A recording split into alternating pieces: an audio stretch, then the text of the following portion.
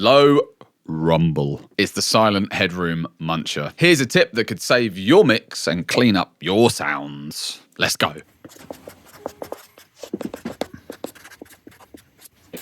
CT here. So low rumble is just low noise, but I mean like really low, like almost inaudible low, between 20 and 40 hertz low. That's low.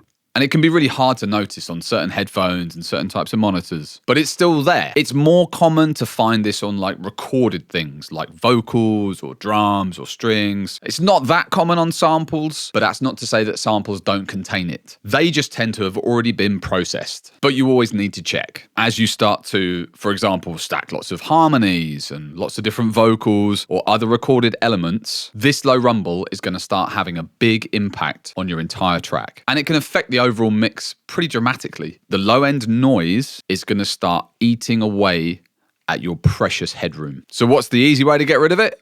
Well, you use a high pass filter. So high pass filters, they can be a little confusing because you're removing the low end, even though it says high pass filter. What does that mean? Well, it allows high frequencies to pass through the filters, and it means it gets rid of the low stuff. So high pass filters are great for doing this kind of thing. You've got to pay close attention to where your filter stops and listen closely to the impact that it has on the sound. And I mean listen, don't just look now, listen. So a kind of good rule is that you start to roll off that low end up until you hear an impact on the sound that you're EQing. And when you start to hear an impact, that's when you back your filter off a little bit. What that does is it retains the fundamentals of that sound. And what that means is that you're not cutting too much. So you're basically leaving the stuff you like and you're dealing with as much of the issue as possible. This is one of those times where analyzers can be a really good thing. But you just use an analyzer to see the rumble, and then you want to make sure that you're focusing your ears on removing it. The reason you do this is that you might find that when you start to remove this low rumble, there might actually be more information that you want to remove, or the opposite, it may remove too much information if you just do it with your eyes. So always listen when you're doing these things. There you go. I saved your mix again.